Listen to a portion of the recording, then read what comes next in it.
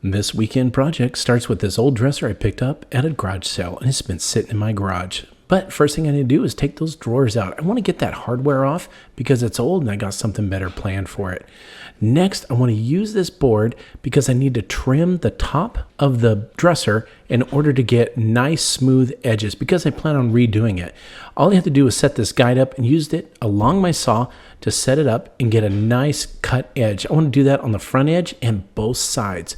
Once I get that cut off, I can go ahead and clean it up, blow all the dust off. I'm going to set it up on some sawhorses and start painting it.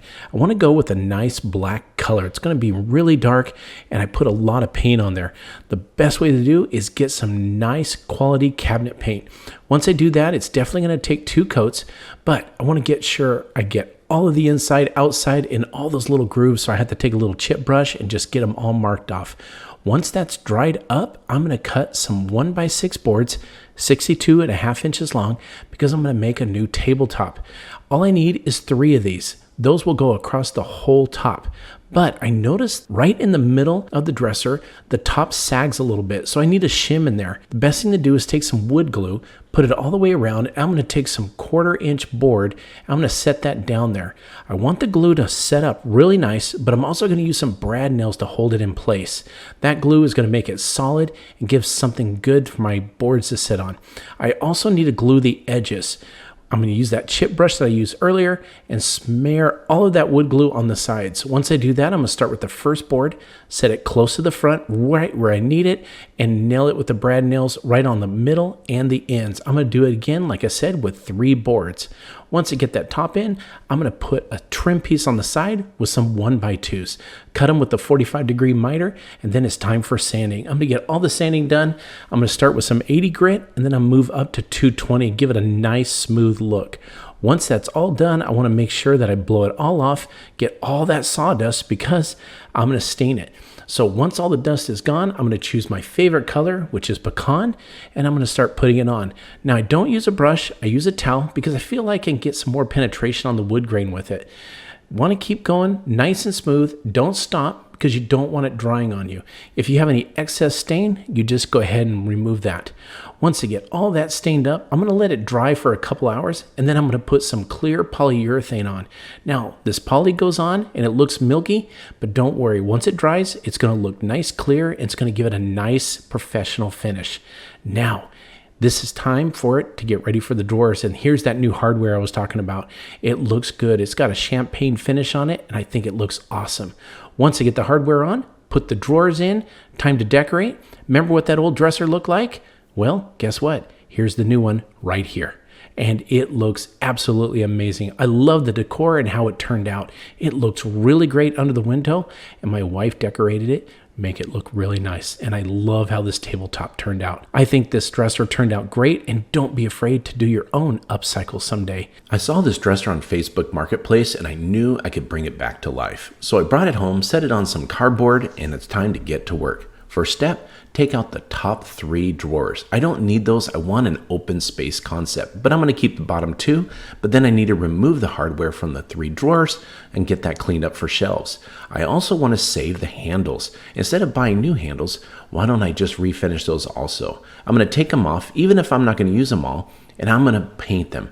First step though is to get them on a piece of cardboard so I can spray them, and also it's best to use 2 to 3 small coats instead of 1 thick one because then it won't run. Next, after that's drying, it's time to clean up the drawers and the cabinet itself, and I need to put on some primer. This is important. Primer gives the paint something to adhere to. That way the paint doesn't peel off later. I'm going to take the drawers, put on a nice coat of paint with a foam roller, and then I'm also going to do it to the cabinet itself, on the inside and the outside. While that's drying, it's time to build the 3 shelves that I need. So I had some scrap plywood hanging around the house, and I cut those up. The plywood was a little thick for my taste, but it's going to work great. Once I get the shelves installed, then I'm going to go ahead and paint the cabinet itself and use a nice white cabinet paint. 2 or 3 coats will do the job. But when it comes to the drawer, I'm going to use a gray cabinet paint.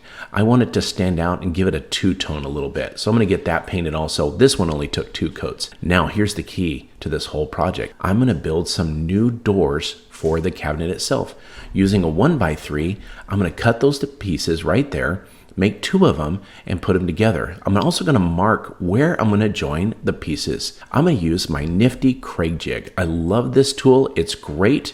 I can drill it, and it's going to give me some hidden screws when I use it. Watch this. After it's drilled, that's where the screws go. Gives it a nice professional look. I'm going to put some glue on the edges, put those together, and I can either clamp them, but watch this.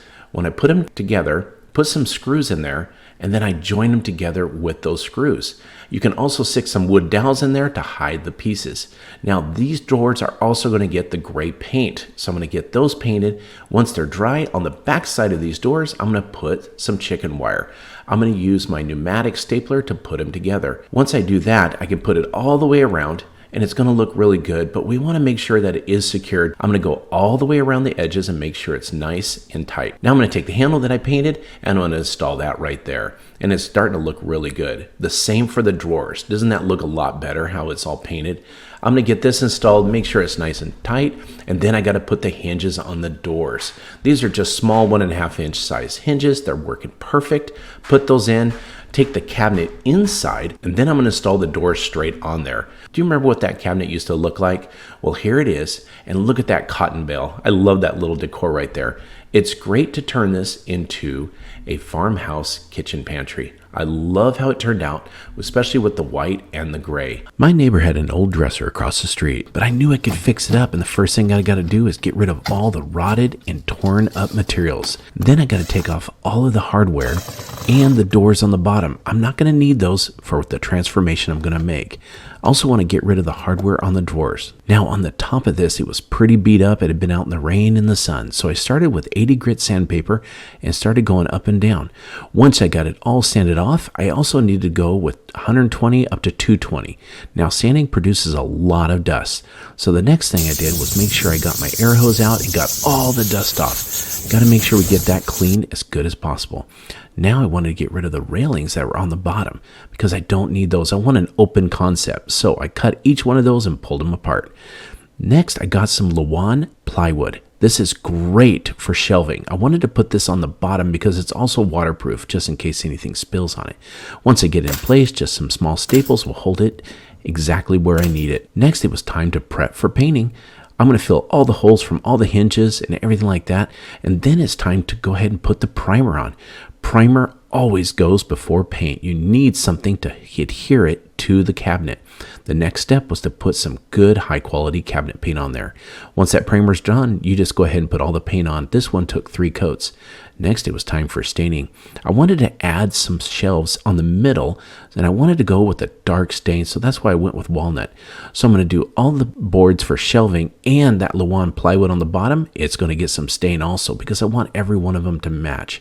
Then it was time to do the top. Once it's all sanded down, I put the stain on there, and it took actually 2 coats of stain. You ever see that professional finish that gives it just a durable, clean look? Well, that's what this polyurethane is for.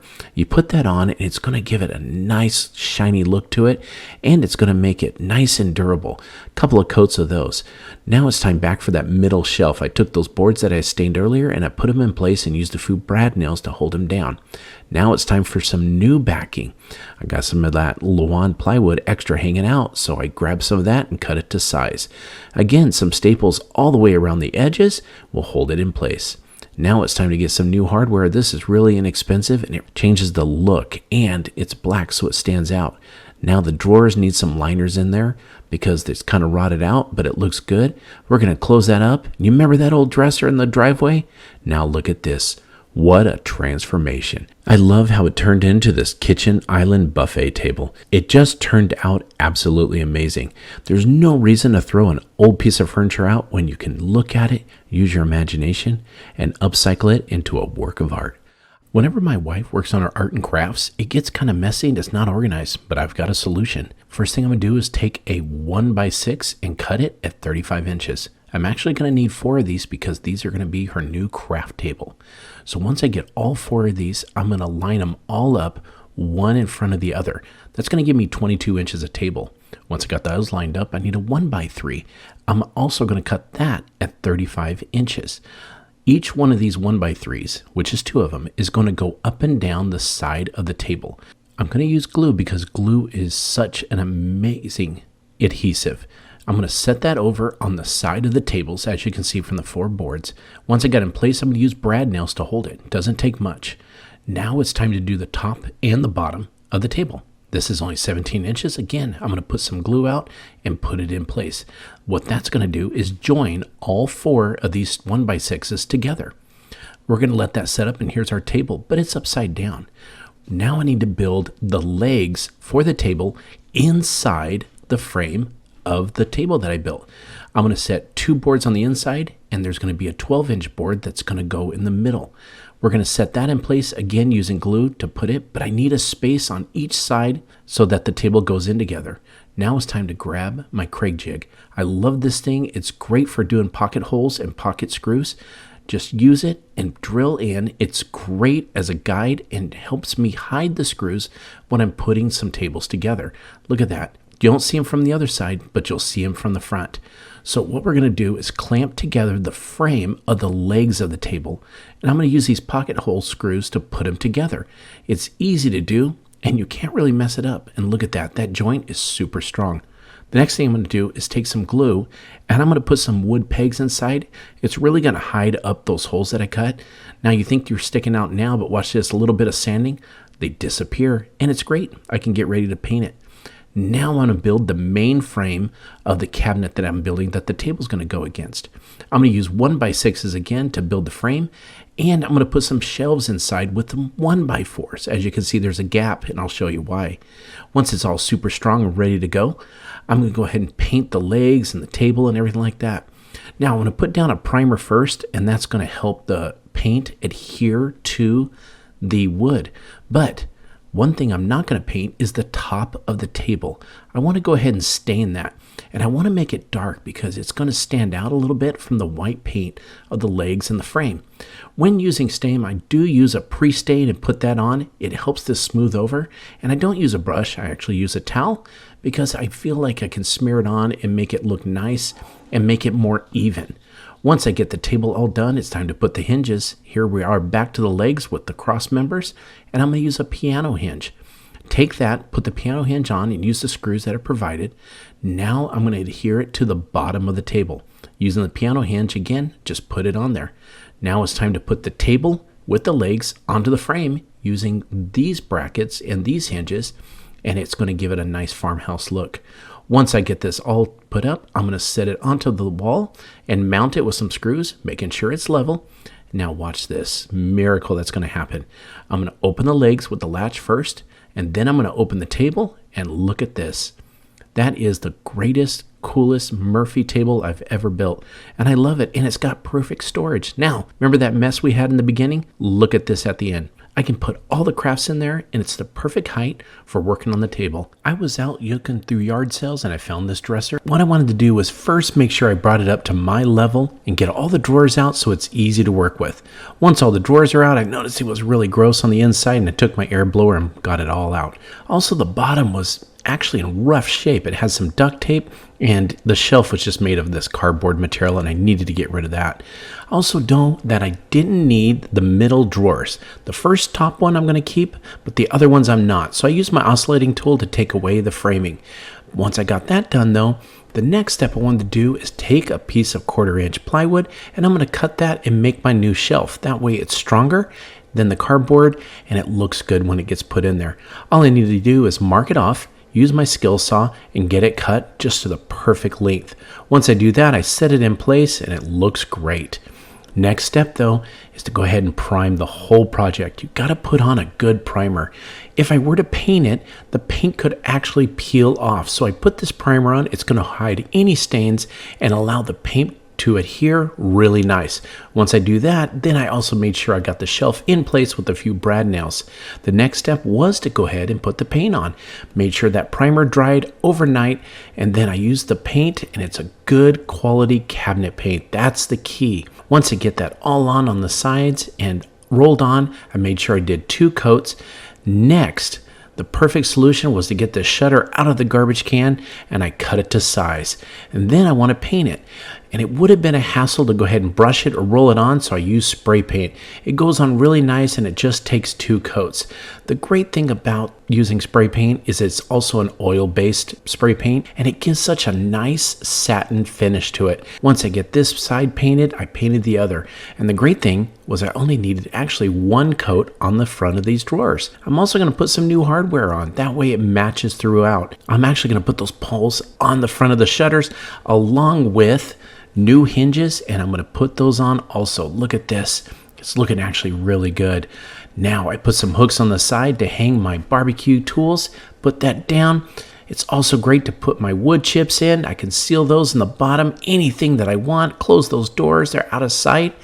And I'm going to put a cutting board, and look at this. It actually turns out great. It's a side companion to my grill. I think it actually turned great. I've got a special gift I want to make for my wife. I grabbed this old hutch for free, and I want to do some magic with it. First things first, got to get all these doors off. I also want to get it all cleaned out, and I used an air blower. As you can see, it is really dirty and really dusty. I also need to make sure all the surfaces are clean because we're going to prime and paint. Also, I need to get all of the hardware off of the doors. I don't need those anymore, but the hinges I do need, and I will save for later. Next thing, I need to get some primer on all of the wood parts. I'm going to put them on the shelves and on the side and inside of the hutch. A good primer is what is needed to keep the paint from sticking and keep it from peeling. When you get the primer on, you want it to set for a good 24 hours. Now I'm going to go to a good cabinet paint and put it jet black. I love this color. It does take a couple of coats, sometimes 3, because it's going to give you a nice smooth finish. Once that's drying, I'm going to hit those hinges with some gold paint, make them look really nice. The next step, I'm going to grab some pre-primed shiplap, and I'm going to start cutting that because it's going to go into the back of my hutch. I'm going to cut as many pieces as I need. Once I get those ready, I need to paint them. Again, it's going to take 2 coats of some nice white cabinet paint. I'm going to paint all of these shiplap pieces, making sure I also get the sides. Then I'm going to use some glue because I want to fasten it to the back of the hutch. This glue is really strong, but I also, what you don't see here is I use a staple gun to put it in place. Once I get all of these pieces on, it's time to put the shelves back in. These again look really nice and really smooth. Back to the doors, I'm going to put some hardware on there. I grabbed these gold pieces and they look really good against the black. Then I found some glass that I'm going to use to fill in the doors with. I want to give them a fluted look. So I grabbed some liner that I ordered off Amazon and I cut them to size. These fluted pieces are really good, and you just roll them out and again trim them as you need. You're also going to peel the backs off of them. Now, when you pull the backs off, they actually don't stick just like that. Look at that. It just comes right off. What you have to do is take a spray bottle and spray it with some nice clean water. And you're going to do this also to the back side of the fluted sheet. Spread that over, take it, smooth it out, and then you're going to use a little squeegee. And you're going to start squeegeeing the water out between the 2 of them. This allows the fluted sheet to stick to the glass. You can also use plexiglass if you want, but the glass is nice and clear and gives it a great look. Once I get it squeegeed out, I'm going to take a razor blade and I'm going to trim off the sides, all 4 sides. Once that's trimmed up, it's time to put the glass panels into the doors, and then I use these little hooks that I got that squeeze together and put them on. Now that I got it, look at how amazing this looks. Let's take that hutch inside, put the doors on, and look at this. It absolutely looks amazing. I know my wife's going to love it. And what I love the most about it is those fluted doors. They look awesome. Today's project starts with a few end tables that you can pick up from your local Walmart or IKEA, and they're simple to put together. Just turn the end table upside down and screw those legs right in. It's very sturdy and very strong once you get it done. But what we need to do is put a wheel on the bottom to make this table mobile. So we got to get a drill bit. Get one that's the correct size, and you will drill at the bottom of the leg. What we need to do is drill all 4 legs just once right in the center. Just go ahead and get that through and clean it up. But the problem is we can't just stick those threaded wheels in there. So get a nut that will fit on the end of those threads, and we've got to glue it to the bottom of the leg. But we want to make sure we add a washer to give it some strength. So I grabbed a wood dowel, just enough where the nut sticks right on it, and then I will grab the washer and stick that in there. What that does is allows both of those to stay together, allows them to glue. Stick it in the back of a piece of styrofoam, and you're going to do this for 4 different pairs. Once you get all of those in, they're going to hold up nice and easy. Now the next thing we need to do is we're going to use a 2-part epoxy. Mix only enough that you need at a time. You're going to use this whole container on this project. When you mix it together, it doesn't take more than about a minute, and you want to get it to a milky clear color. Now this is a little different than normal gluing. This epoxy is very strong once it dries, and it holds up in about 5 to 10 minutes. We're going to take the epoxy and put it around the edge of the bolt next to the washer. We don't want to get any on the threads. I know this seems a little different, but trust me, this is going to be very strong once it's done, and you're going to do it to all 4 of these. But while that's drying, let's mix up some more epoxy, and on the bottom of our table, turn it on its side, and we've got to glue a piece of strip of wood on the bottom. This is going to help put the bottom shelf on. Put the wood on, you can use some tape to hold it down, but just set it there, and once it dries in about 10 minutes, it's super strong. Once that epoxy gets mixed up again, go ahead and just put some around the hole on the bottom of the leg, and we're going to take that little invention we did with the washer and the nut and stick it right on there. Make sure it gets nice and secure. In about 10 minutes, it's going to set up. That allows us now to screw the wheel into the bottom of the leg.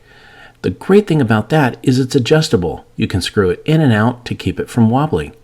Once you get all 4 of those done, take a look at those 2 pieces of wood we put for brackets. It rolls really nice. Again, if it's wobbly, just go ahead and adjust those wheels as necessary.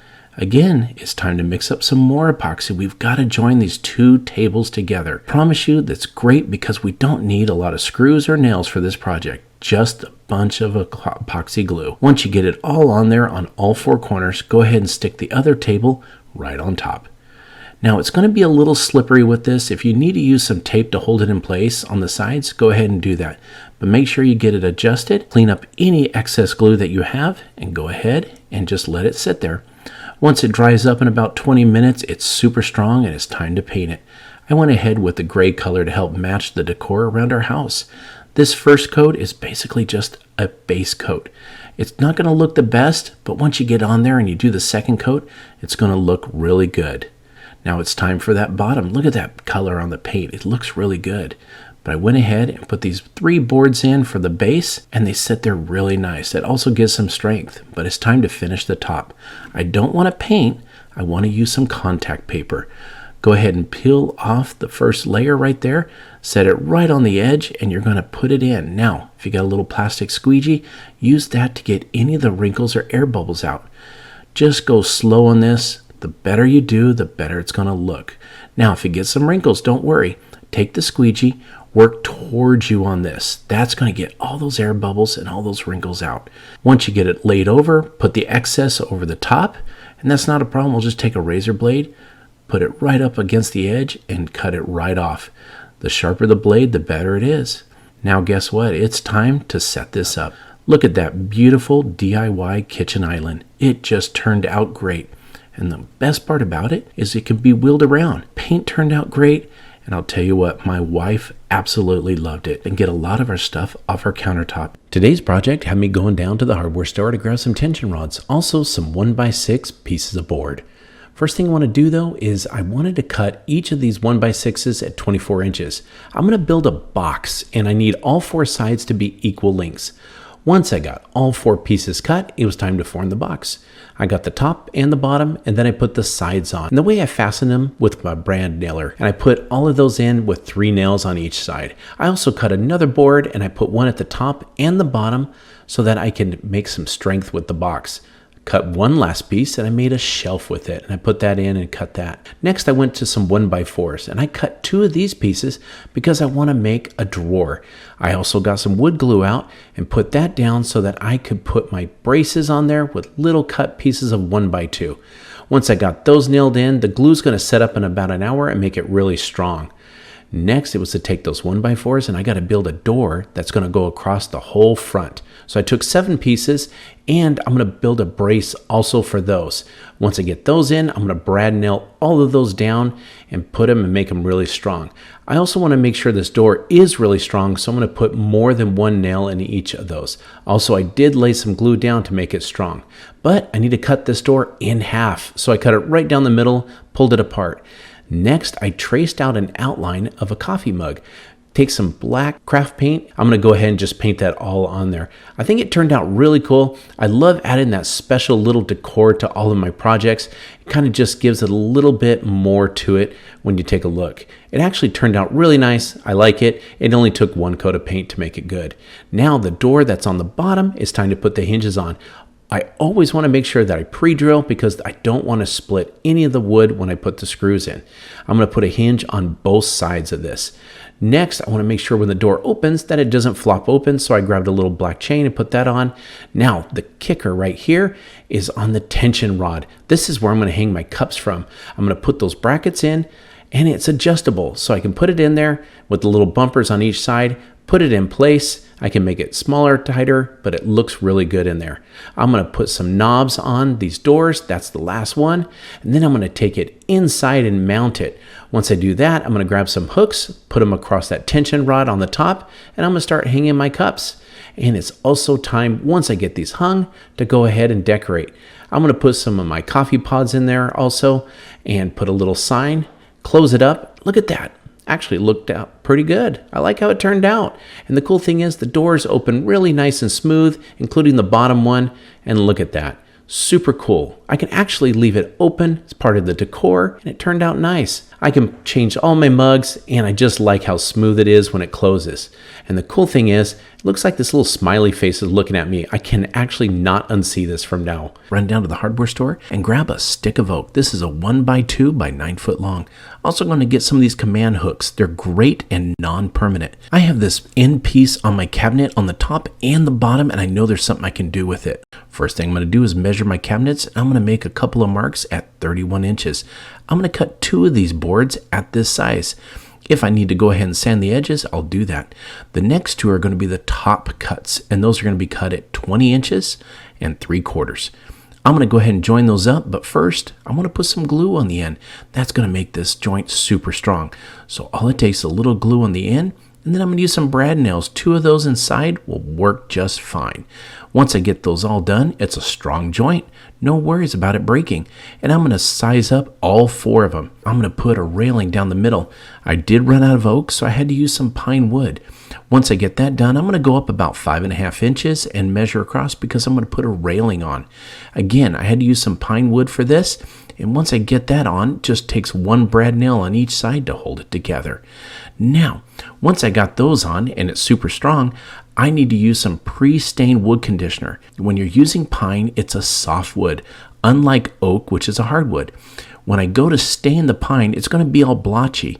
So only on the pine do I need to take this pre-stain and put it on. It doesn't take much, just 1 little dip was able to do the whole thing. Let this dry about 30 minutes and then come back and we're going to stain it. Now, my cabinets had kind of an orangey color to it, so I went with a maple look. I could have gone with pecan, but maple seems to be the closest match. I'm going to cover all the sides of the boards, make sure I get the oak and the pine and all the ends. Now it's time to hook it up, put it together. Look at that color, it matches pretty good. I'm going to use just a few of those brad nails that go through the boards and into the cabinets, and it's going to hold it on. Once I get all of those on and it's ready and adhered nice, I'm going to take those command strips. They're easy to use.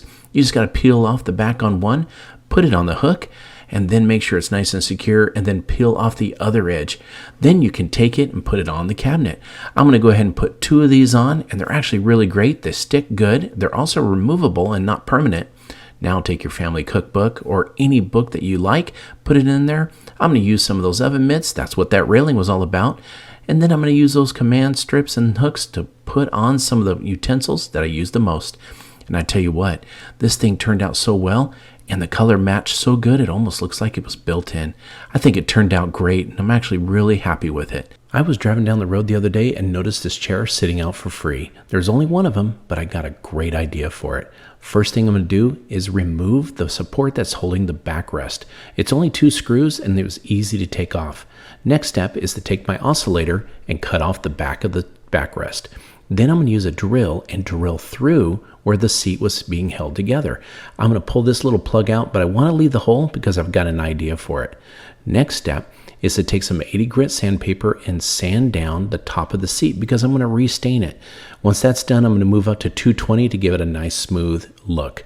The next step after this is to take what's called a Forstner bit. This Forstner bit, I'm going to match to the same size hole that I already had removed, measure down 5 inches on both sides, and I'm going to start drilling through. A Forstner bit, you don't want to push too hard, but rock back and forth and get a nice, perfect, solid drill size out of it. Once I do this and then go ahead and clear off the sawdust, it's ready to go. I'm also going to grab a 1/2 inch Forstner bit and start drilling in some pre-marked locations. But you may not notice I did make a mistake. The left side hole is a little too close to the edge, but I've got a solution that I can make this fixed and make it work.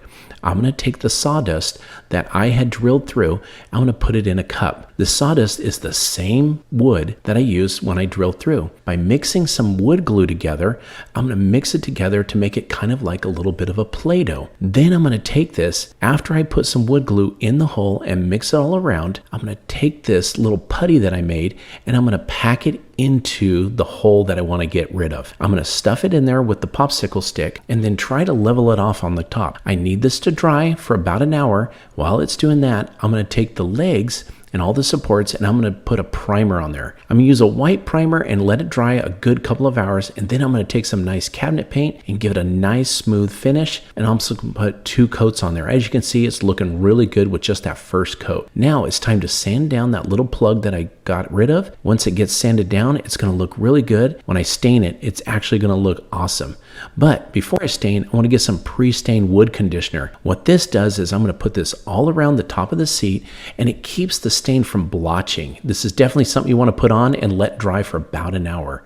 Once that's done, I'm going to grab some ebony stain and start putting it on there, going with the grain, but also making sure I get pushed in with my rag. I use a rag and not a brush because I feel like it gives it a nice clean finish. And then once that dries overnight, I'm going to use some polyurethane to put some nice finish on this, and it gives it a nice coating and it also gives it a nice protectant. Once that's all done and it dries, I'm going to grab some rope here. This is 1 inch thick rope, and I'm going to tape the end so I can push it through the larger size holes on 2 of each side. Once I push that down in there and get the perfect length that I want, I'm going to tie a knot on both sides and then I'm going to cut it off. I'm going to do the same with the smaller holes. Then I'm going to grab some sandpaper and just kind of rough up the legs a little bit to give it kind of a rustic look. I love how this is turning out. Now watch this. I'm going to put it at the front door. Look at those nice little twine ropes and everything and that perfect finish, and it looks awesome. And it's great for holding up a potted plant, anything that I want to put out there. I think it turned out beautiful. I hope this inspired you to not throw that old furniture away, but go ahead and upcycle as you please. Thanks for watching Home Talk, and we'll catch you next time.